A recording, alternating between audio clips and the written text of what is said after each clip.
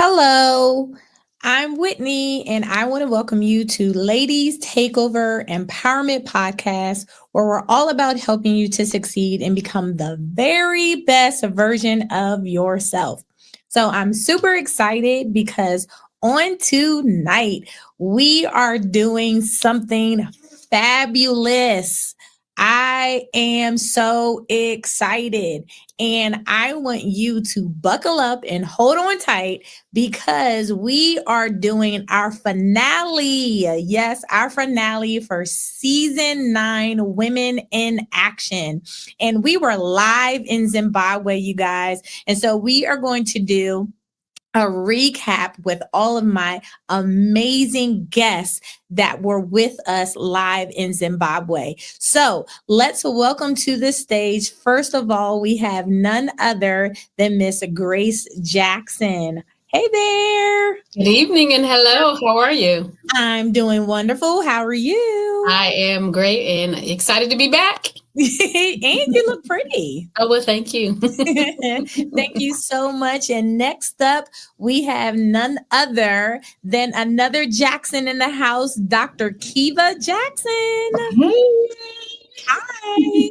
How are you doing? I am fantabulous. I know that's right. We're so happy to have you. Thank you for joining us. And then next we have, last but not least, none other than Miss Aisha Kirkland. Hey there. Hello. How are you? I'm doing amazing and I'm happy to be back with you all. Awesome. So we have 3 of our guests. I want to give a shout out to my sister, Pastor Aziza Morrison, who was not able to make it with us on tonight, but we love you. So, hey. But we are going to have a wonderful time on tonight, just kind of recapping, talking about Zimbabwe, and picking up some of the phenomenal conversation that we had. Because we were live in Zimbabwe, we couldn't talk about everything. So there were so many great conversations and topics that got started. So I wanted to just kind of do, for our finale, just a recap with all of you guys. Is that okay? Absolutely. Wonderful. So I'll start with, it doesn't matter. I guess let's start with Pastor AK Aisha. Answer this question, all right? Looking back at our time together, and I guess all of you guys can chime in, whoever wants to, but we'll start with you, Aisha. Looking back at our time together in Zimbabwe, what moment stood out to you the most as a defining woman in action experience? What could you say about that whole time that we were together? I have to say, definitely seeing you film the podcast recordings. Really? The fact that all of us got together because of a vision that God gave you. Some of the people that are with us, it was some of their first times in Africa as well. I think you being just that person, that example, that inspiration, the woman in action who we all came for, it kind of opened doors for other people, including all of us. So that was the defining moment. I know it's not personal, but it's the one that stuck out to me the most. Wow. Thank you. That's amazing. Anybody else want to chime in? I agree. I was actually thinking the exact same thing. Really? To have the vision yes, definitely. Because to have the vision, not to just have the topic and the women, but to go on the other side of the world, basically, to do all of that. And on your birthday, mind you, to give us an opportunity to celebrate with you, with your podcast, and then celebrate, your life, all of those kinds of things. I was thinking the exact same thing. So I agree 100%. I agree that we was going to Zimbabwe, Africa, the travel and an experience for Women in Action, but just the podcast in general, just wanting to do the podcast and bringing us all together and allowing us to share the platform with you. Truly, you activated the rest of us to be able to. I know personally, you activated me to be able to go forth and to share on such a platform that we all at this point didn't know it walking in, at least I didn't, that it would hit and touch so many lives across the world. That it wasn't just local or national, but it was international. And so that just changed the frame of what that meant for all of us. And so not only were we traveling internationally, but that our voice would be heard across so many countries. Yes. That's absolutely amazing. I really appreciate you guys for saying that.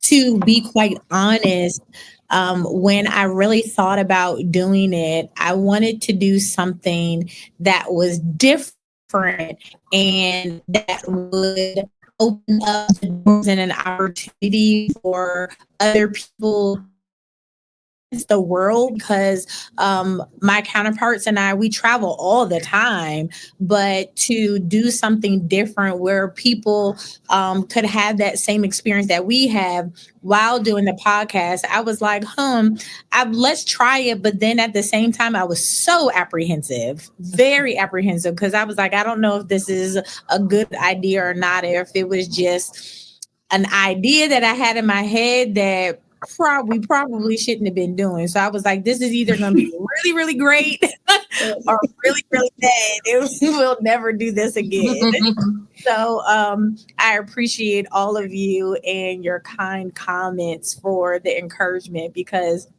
it was definitely something different, but we had an amazing time being over there. So here's another question that I'll throw out to you guys. How did being in a different culture then, how was that? How did it expand, or how did it challenge your view of women's roles in leadership and in influence?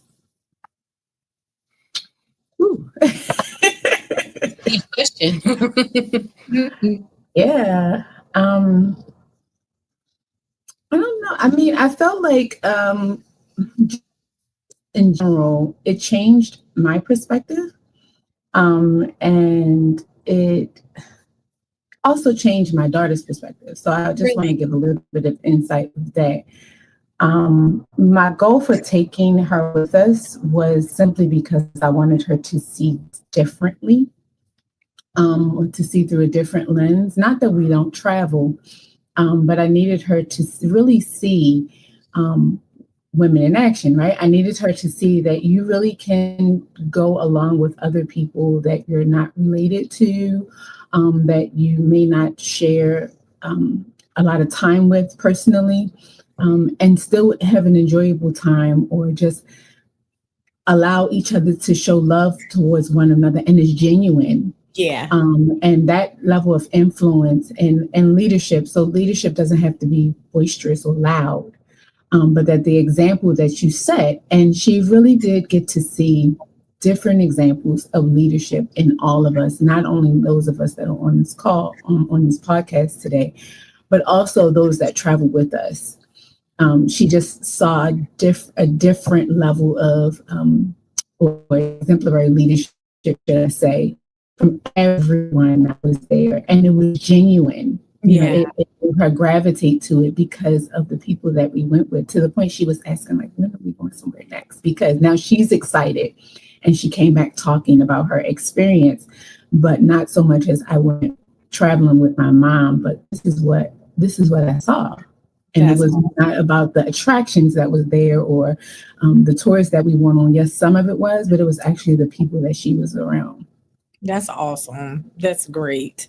Anybody else? Well, I was actually thinking just about, we are used to what it looks like where we're from, right? Right. And so being in a completely different culture, and not always recognizing until you're in the midst of it, that this is not home. This is not the United States, and so just trying to be more aware of that and not taking for granted the opportunities and the experiences that we are fortunate to have, because everybody doesn't have that opportunity, even that platform, to do those kinds of things, and just to recognize that there's still a lot that has to happen with regard to what we're talking about, so that more women have the opportunity to step out and to do things that once upon a time they never even would have thought they could, because they didn't see anybody that looked like them doing those kinds of things. 100%. I totally agree. You're absolutely right. Aisha? Yeah, absolutely. I would say, in terms of a different culture or a different way of life, just seeing people overall, but women as well, making the most of their circumstances. So, for example, here in the United States, unless people have their storefront or their place, they say they can't launch a business. Yet we saw innovative women in the market launching things and selling goods that they made with their hands. Or even thinking about, it was the dry season when we went, and in Sure. particular, we saw some people having church outside in the dry areas amongst trees. And some people feel like they can't launch their ministry unless they have their building or their place. So I Come think on. with seeing women in action, making the most of their circumstances, it kind of taught me I need to use what I have in inventory before I ask God to give me anything additional. Yes. You better come on here. Come on here. You better make a sermon. You're absolutely right. And I think that seeing all that I saw, I've been to South Africa. So being part of Zimbabwe is in East Africa, everybody that's listening, if you didn't know, towards the east. Being in Zimbabwe, it's amazing to see how the people of that country, they love being there. So I spoke to so many people who were like, I would never leave here. I love my country. I'm proud to be a part of my country. And we crossed over a couple of different places. Where else did we go? Did we go to where do you guys remember? We went Zambia, Botswana, Botswana and Zambia. and I think a few of us even stopped in Ethiopia, and each place was different. Yeah. It was like just to see it, each place, each experience was different. Yeah. Just the cultures were different. Mhm. You know what the welcoming and just the sense of pride that I saw in Zimbabwe, I didn't get that in Ethiopia, and it was shocking, right? Because it was even a short period of time that we stopped, but from the time we got off the plane in Zimbabwe, you could see that they took pride in everything that they did. They were a very prideful people, and that's not common where we are. Like many of us are trying to get out. Yeah. Okay.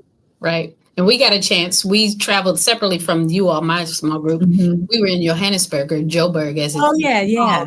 for overnight. Not long enough, but we did get an opportunity to interact with some of the people there and get a brief tour and find out some of the history and everything. So like you said, they're proud, to be from that area, and they told us, y'all need to come back and find out more and see more of Right. it. They'll tell you in a heartbeat you need to come back. Yeah. That's funny. So when women come together, right, in action, what changes become possible, do you believe, that would not happen otherwise? You said that we all came together, we came for a like purpose over in Zimbabwe, but do you see that same thing happening here in the United States, where you see women coming together in action? And is it possible, if they did not come together, that those same things would happen? I will say that, I'm sorry, did I cut you off? No, go ahead. I was just going to say that I see it happen sometimes, but I think it definitely can happen more. I think about, even how the scripture talks about power and authority that exists where there's unity and agreement, and how women are able to do so many things when we work together, but how it's so easy for women to be, not on the same page because of little things sometimes, and to have separate agendas, and so I think that the sky's the limit, really, when the women work together, to make things happen. Because if we even just look at families, and how do most families stay organized and stay together and stay on track? The women help make it happen, and not that men are not capable. That's not the point, but we're talking about women. But I really believe God gave women certain gifts and talents that men don't necessarily have naturally. And so when women can be on the same page and come together, be in agreement and walk the same direction, being in agreement and always thinking the same is not the same thing. And I think a lot Sure. of people get that mistaken. You know what I mean? But I honestly believe that it can happen more. Does it happen? Yes, it does. But there's still a lot more space and room, for it to take place in a greater capacity. I would say, but actually say there is strength and unity. And so, although we see it in pockets, unfortunately, you may have small groups, or you may have women you see gathering together and moving as a force over here, and another pocket over here, or another pocket, and in their own areas or in their own communities. On a larger scale, we really could do a lot more than what we are doing. And if we just link together, because women are naturally birthers, should I say, right? And so we give birth, meaning that there's nothing that we can't do to be innovative, to create. And so in being able to do that and give to creation and give birth to, there's so much that we can do if we just link together larger. But again, we bring a lot of our own insecurities and a lot of our own, indifferences and personal issues that we're dealing with. And rather than be transparent and say, look, I'm dealing with this, and so I may lack in this area, but you have a resource that I don't have, and not see that as a challenge, but see that as a blessing or a benefit, we can shut down, not realizing that we can birth something totally different or even bigger because we've linked together with our sister, or we've linked together with our daughter, or we've linked together with our mother, whatever role that they have the ability to play, that there's not lack, but there is much more than what we see right before us because we're linking together. And that's where our strength will come from.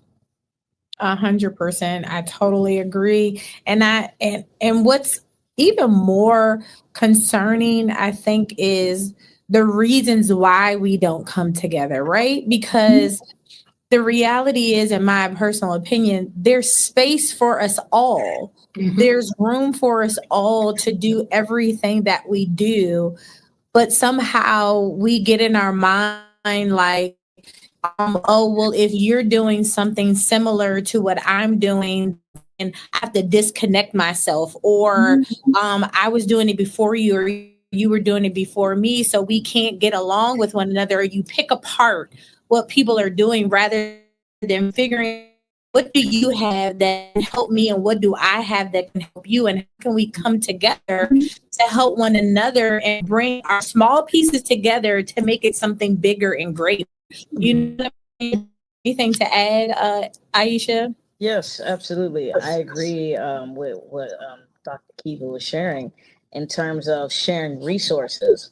I think it's very unfortunate that many people like to gatekeep. That what I have is only for me. Even when you spoke about there being space for everybody. I mean, McDonald's, Burger King, Five Guys, I see them all making money, even when they sell the same product. So I think instead of us trying to gatekeep, and even more so, you think about like restaurant chains or brands like Coca-Cola.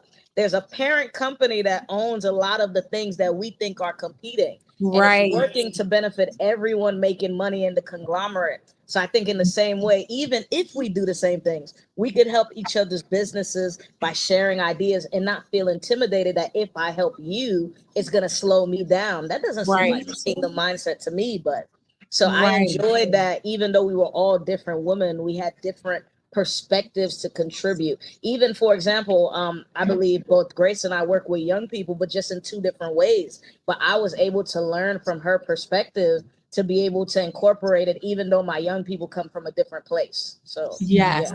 And even into that point, when we were talking on the podcast about Pastor Morrison started talking about ADHD. And then later on, I don't know if we captured this moment or not. But then later on, we all had a conversation where Dr. Kiva was able to come in and add her expertise about what that looks like, not just for adults, but for children, and how to be an advocate for your child in those areas, especially when you're of color, because it's not always as easy to express or explain, because ADHD has so many labels to it. So it was so many things that we were able to discuss and get help with, that if I was just to go to my regularly primary care, I may not have been able to express even the concern that I was having, but it came born out of conversation that we just had right there. It was absolutely amazing. Or even as an educator, right? It changed your perspective, Yes. where even as me as a clinician, I had one perspective, but being a mom, of a neurodivergent child, it changed how I advocate, even for my students, or even for my patients, or even how it even shows up with me. Like, I didn't feel inadequate anymore because I had Pastor Morrison, who was, again, transparent, and she was able to say, this is what I'm dealing with, and this is how I have overcome. And now my story is I need to reach so many, and she's like, I'm ready to do a podcast about it. I'm like, hey, let's go. Because there's so many people that can benefit from us. And it takes me back to what we were saying about Zimbabwe, where we really did see the village. And that's what we don't have anymore, unfortunately, in our, modernized culture, is that we don't have the village anymore to support one another, where, yes, you may have to leave the home, or you may have to be absent, or you may not have the resources in your home, but I have the resources in my home. And so that means that you and your family and your children need to come to my home, and let's pool our resources together so that both families benefit. We kind of lack that. And again, I say we had it in pieces, or we may have it in, small spaces or pockets, but to have it on a larger scale, where you think about such countries as, Zimbabwe and Botswana, they do still have village mentality, and that's how they live from day to day. And they get so much more accomplished with so much less, right? Because they pool their resources together when realizing how rich they are in their resources, instead of having pockets of, this is mine, and I'm protective of just mine, and that's yours, and don't cross this line, right? Right. So, Absolutely, 100%. 100%. So let's go to this point then. What does it mean to you to leave an impact? Because we kind of talked about this for some of you. What does it mean to leave an impact versus making an appearance in the different spaces that you guys occupy?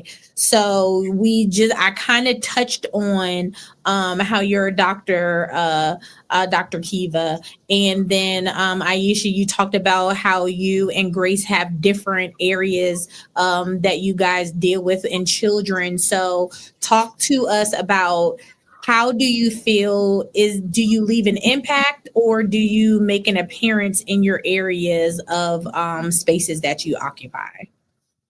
I would definitely say my goal is always to impact. And I think I don't realize the extent of my impact until people tell me that they felt something missing when I was absent. So, for example, I know when I don't come to church, for whatever reason I decided not to show up, there's young people texting me like, Pastor AK, where are you at? I don't feel as comfortable. I don't feel as this. I don't feel as that. So it's like they feel a difference. And I think you never really know how much you impacted something until you're no longer around it anymore. If you were able to leave and nobody noticed, nobody looked around, nobody felt something missing, you weren't impactful. You were just there. Some people would say you were just ornamental and not functional. But if you're really making a difference in the lives of the people you're around, when you're gone, there's going to be a void, and they're going to be pulling on you to come back. So, yeah. Yeah. 100%. Yeah. I experienced something very similar to what she just said, because I transitioned from one position that I worked at for over 25 years in a residential setting to now working more in the community, still with the same population, kids and families. But in the program that I was at, I was there for about 15 years, and just recently in having conversation, they talked about it's just not the same. It's just not the same. And, I appreciate that. But at the same time, too, one of the things that I was thinking about is that when we are able to leave an impact, I think what can also happen is we leave something behind that somebody else is like, okay, now it's my time. Now it's my time. You know what I mean? And if we just make an appearance, I think about how sometimes, let's say we, waiting to see somebody famous as an example. And if they're making an appearance, once they're gone, you missed it, right? There's not anything left over for you to grab a hold of and do anything with. But when we're able to really make an impact, it's like there's something like, okay, well, maybe I can take and do, and move forward. So that's good. An impact for me, well, I'll start this way. I don't ever want to just make an appearance. I don't, because I feel like an appearance is just a moment, right? And I never want to live a life where I'm just in the moment.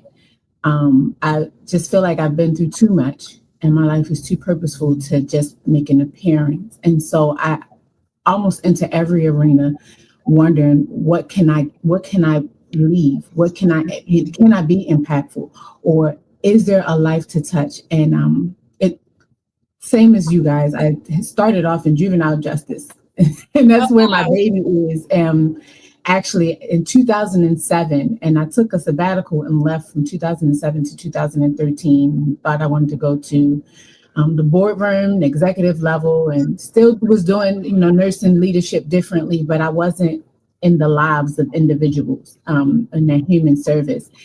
And I felt the void, not realizing the void that those youth had, where many of them, there were parents that would send kids back to get health care from us that they could not get in the communities, or we would start dental work and they would send them back to us because they knew I'd make sure that they got the dental work completed, or meals that the level of care and love that was in the preparing their meals that they didn't feel any other way. And it wasn't until I would be walking across one of the parking lots in Baltimore City, in a familiar West Baltimore neighborhood, and from a distance, the kids be like, "Hi, Miss Kiva," and they'd be long gone out of detention, but they remembered me.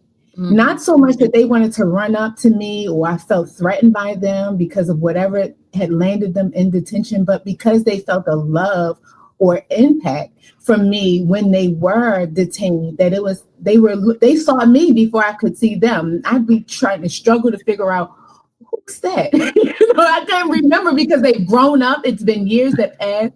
And it actually led me to go back because I did not feel fulfilled in what I was supposed to be doing, simply because I knew that my purpose was to be in that area at that moment. And that's what impact means to me, is that do I leave something there for someone to remember, whether it's one life I touched or hundreds, it doesn't matter. And not show up in clinic the same way. I have begun to pray before every one of my sessions, simply because I don't want to feel like that I'm just so mundane that I'm booked and I'm going through textbook and I'm saying exactly what, someone needs to hear. And I'm like checking the boxes. I've done the evaluation. I've thrown a bunch of meds at you and I don't know your story. I need to remember you, but I also want you to remember me. I want you to know like that didn't the doctor's appointment, right? Or that she really cares, like she really knows me. She called me by my name, or she asked me how my kids were doing.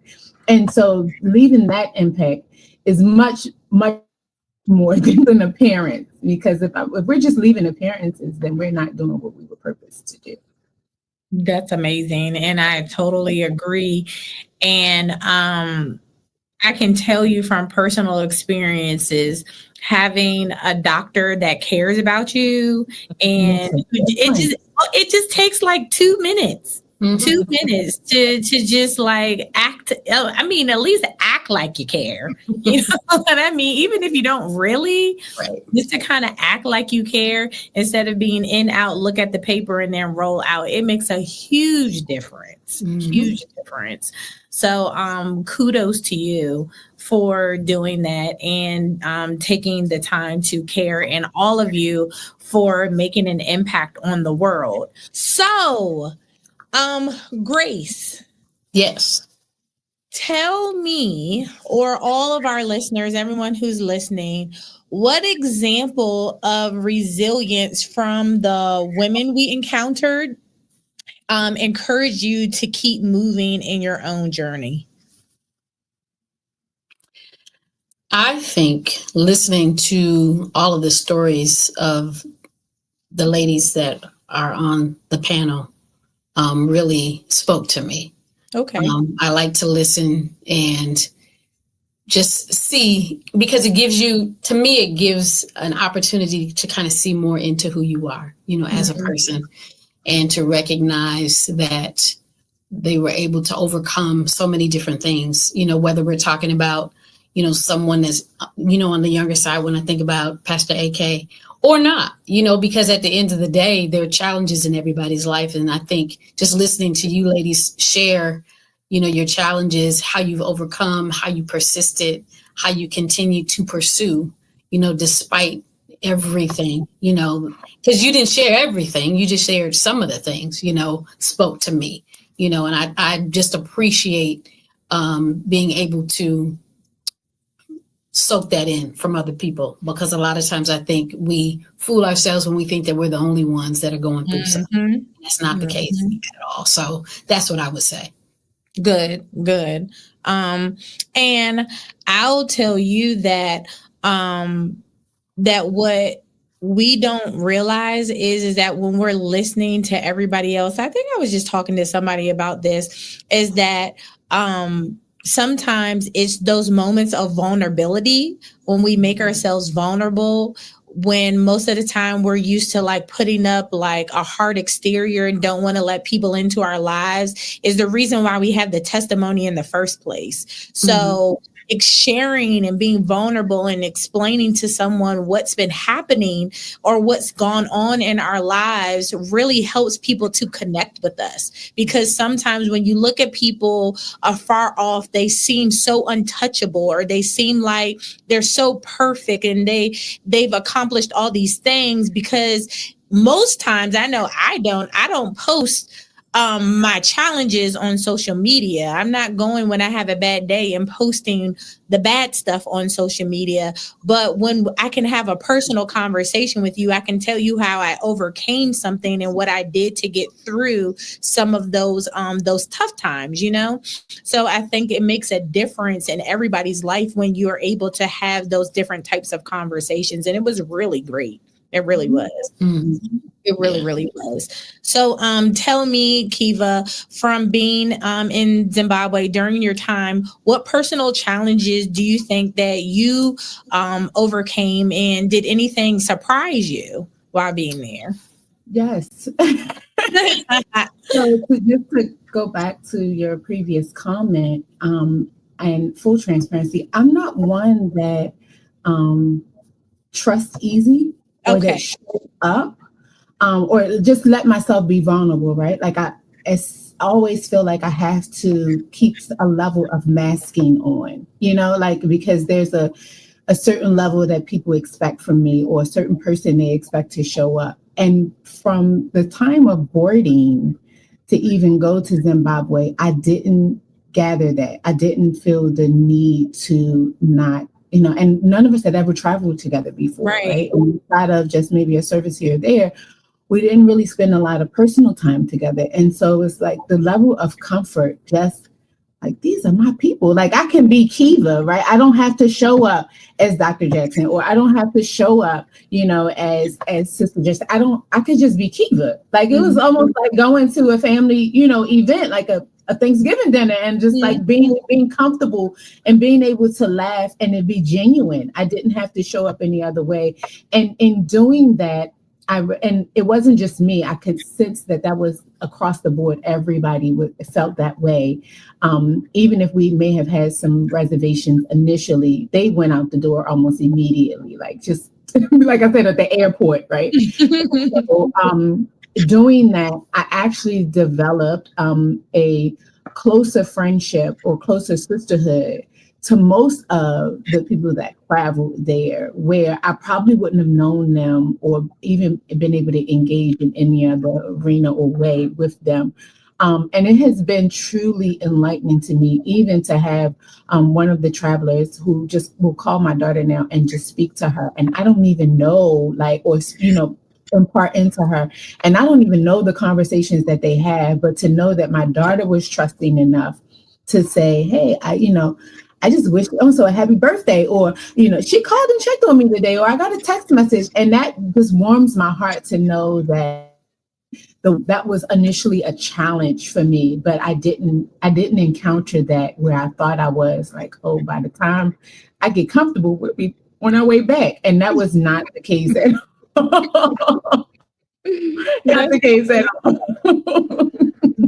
That's awesome. Let me tell you something though, that you really can't say that for everything. Like, I don't know. I just kind of think we're amazing. We're like some amazing people. Because like, if you travel with some people, you're like, I will never do that again. That like, is so true. That's why I'm like, I don't know what happened. Like, it was because I have people where I'm like, I'm going with them again. Like, they disorganized, they can't get this stuff together. It was a lot of bickering, or I'm staying in my room, or I don't want to be on any excursions, any tours. I'm not even eating with them. But even sitting down eating felt like a family dinner. Like we just all meshed together and so well. And so that let me know that sometimes I don't have to go in as apprehensive as I do or approach any situation, which again, it was a challenge for me. It's really hard to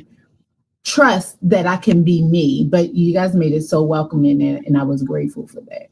That's so dope. That's awesome. That's cool to hear. I like that. Were you going to add something, Grace? Just that I agree. I've been on a lot of trips with a lot of different people, and sometimes because you decided to go and then you're on these excursions and things, you can't get out of it, But for us to even, aside from that, afterwards, go down to the restaurant and hang out and laugh and play cards and, all of the kinds of things, we decided even beyond the scheduled stuff to spend more time with one another. So I agree, you can't travel with everybody. No, you cannot. I probably have gone on one other trip with a bunch of people that I really enjoyed. And this was years ago, and it was a cruise. And Grace and I were on that too. And we had an amazing time. Yeah. And it was probably about like 100 of us on that one. Wow. But yeah, and we had an amazing time. And probably because, on cruises, you don't have to see each other all the time. So you can like go in and out. But still, every time we saw each other, we still like had so much fun. But yeah, this trip was just different. I don't know. It was. So Aisha, as one of the younger voices, and I know that you hate hearing this, but it's what it is. Listen, sis.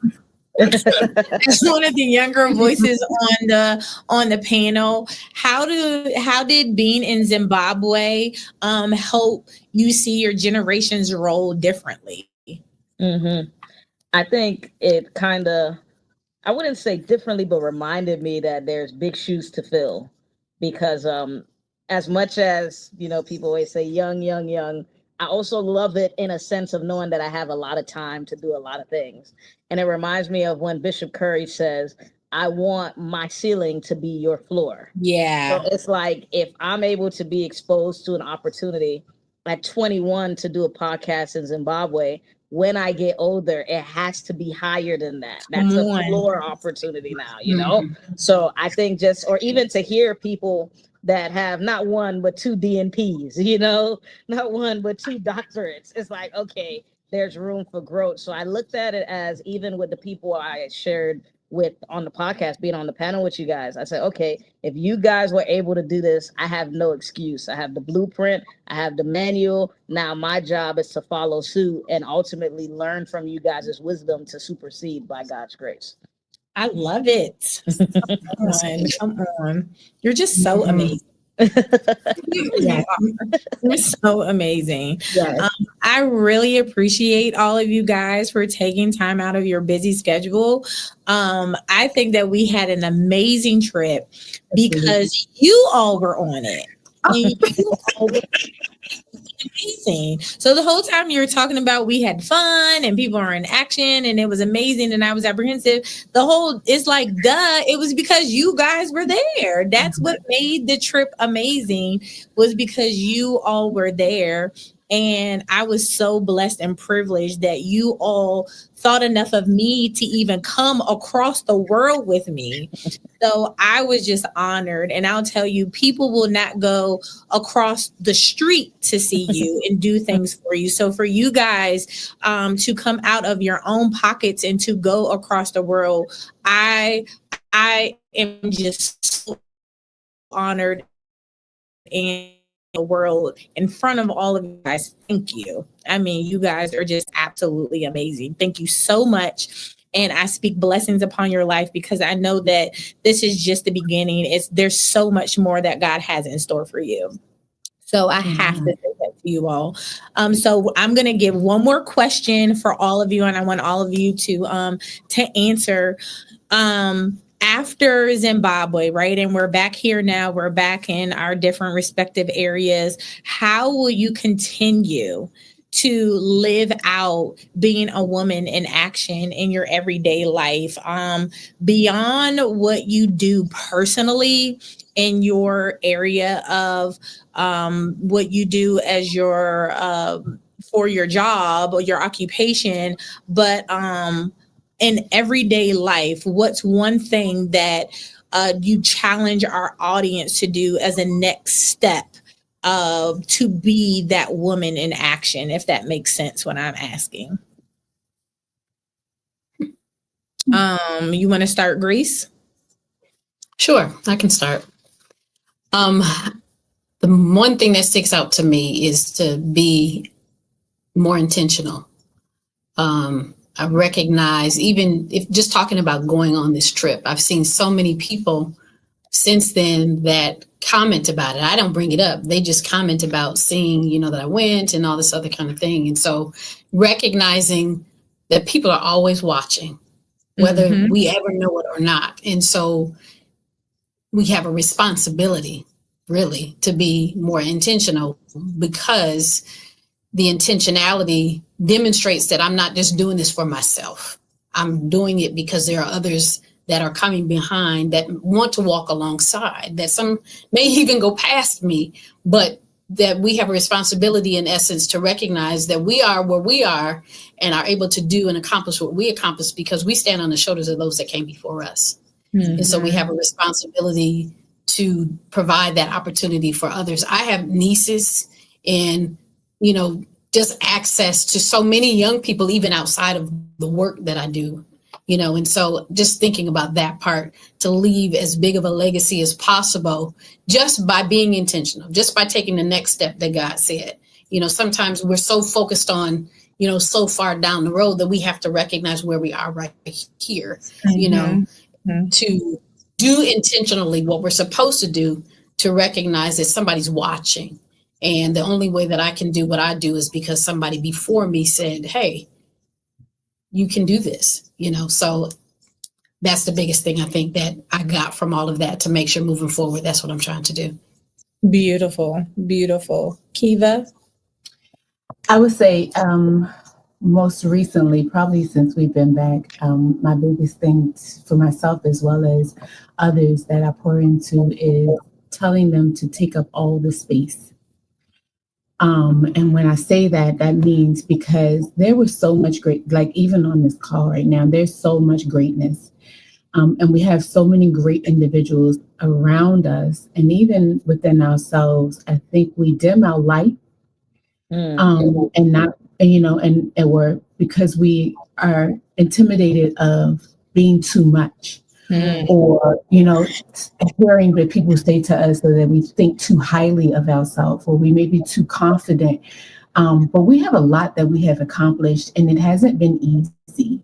And for example, Pastor AK, listen, at 21, I am absolutely, I'm like singing your praises, and it's not, and it's because I'm proud to see that at 21, how much you have accomplished. And that, your presence takes up the space. Yes. Of what you have accomplished at 21. At 21, I was graduating from college, but I was so confused about what my next steps were. And it was really because of, I was in a mode of survival. Like at 21 for me, like, okay, you don't have anybody else, Kiva. So what is going to be your next decision? Because you're all that you have. So you have to make the right decision, and then allowing other people's perspectives or opinions about me to sway what that decision was. And so to see you staying firm and be as accomplished as you are and how great you are, how dare you dim that for anybody? And that's what it is for me, is I refuse to dim my light. And so whatever the arena may be, I'm going to take up all the space. If it's there to do, I'm going to take it up, and either you're going to like it or you're not. But I'm going to be my real self. I'm not going to allow situations and circumstances or other individuals to make me dim my light, because I am great, and I'm going to take up the space. Yes. I love it. Absolutely. Absolutely. What did they do? They go like this. On for real. I love it. Last but definitely not least, Miss Aisha. Yeah, I would say take risks beyond your fears. As we deal with a subject matter like woman in action, the reality is most people don't act out what they should have because they let fear be a paralytic. So I think a practical way is, you might be scared, you might be nervous, but hey, do it anyways. Because I'm thinking about what you said at the outset. This could either be really good or really bad. The typical quote is, you miss 100% of the shots you don't take. If it goes bad, at least you learn from it to do it better the next time. But 9 times out of 10, it's going to be what this trip was. Really, really, really good. So even though fears may come and thoughts may make you second guess, for those listening, I would say whatever God has given you to do, act out on it. Move. Don't sit on your hands, because tomorrow's not promised to none of us. And the last thing I want to do is die, and all these things that were in me never came out when they were appointed for such a time as this. Absolutely. And I'll tell you, we were just talking, what was that, yesterday? And we were talking about the number 38 and how important 38 is. And 38 has a lot of different meanings behind it, but part of it has to do with coming out of your season of when you've been in transition and when you've been going through. And I realized that with, not to make this spiritual, because I know a lot of people that watch this are not necessarily in that space, but those who believe in, have ever read the Bible, the group of people who were the children of Israel, they actually were in the wilderness wandering for 38 years. And while they were wandering for 38 years, part of the reason why they were doing that was because of their disobedience. And so I have taken it upon myself to, whenever I hear God tell me to do something, even if I'm not sure if it's really him, most of the time I know it's him because it's something that I wouldn't really want to do. So I'm like, and I know that it's him because I'm like, after I decide, I'm like, okay, I'm going to do whatever. So for instance, doing this podcast over in Zimbabwe, then later it's like, why did I say I was going to do this? Like, am I crazy? What is wrong with me? I had no business planning anything like this because I've never done it before. Right. And so by that time, I done already sent out all the information and then told everybody. So I'm stuck now. So I have to I have to do it. And I put myself in those situations. I'll plan something because I hear God tell me to do it. And then later on, it's like coming up and I'm planning. I'm like, oh my gosh, I do this. And then afterwards, the benefit that comes from it is so much more beneficial because it was never about me. So when you're obedient and you do what God tells you to do, the other side, when you come out on the other side, the benefits that you get from it is so much more amazing than what you're going through, the turmoil that you're going through while you're in that little wilderness experience, or those valleys of decisions and frustrations and all the things that you go through. When you get through that part and you get on the other side, experiencing the promised land and the purpose that God has for you is so much greater. So to see you all and people that were there, or different events that we hold at different times that are blessed and people need to hear your stories, I'm like, okay, well, it was worth all of whatever I went through to get to that point. So if I could say anything, it would be to always say yes, no matter what you're feeling on the inside, whatever frustrations or apprehensions that you have, push past that and do exactly what you know you need to do, because that's your purpose. It's your purpose that's on the inside of you, and it's greater than any apprehensions that you may have. So I thank you all. You guys were absolutely amazing. We had a wonderful time. Did you enjoy yourselves? Absolutely. Yes. Thank you so much. Great. So I want you guys to stay tuned, everyone that's watching, because guess what? Coming up, we're going to have a recap of all of the things that happened in Zimbabwe for season 9. So you're going to see bloopers. You're going to see all different types of stuff happening, fun videos, everything. So stay tuned and don't forget to like, share, and subscribe. We'll see you next time. Bye.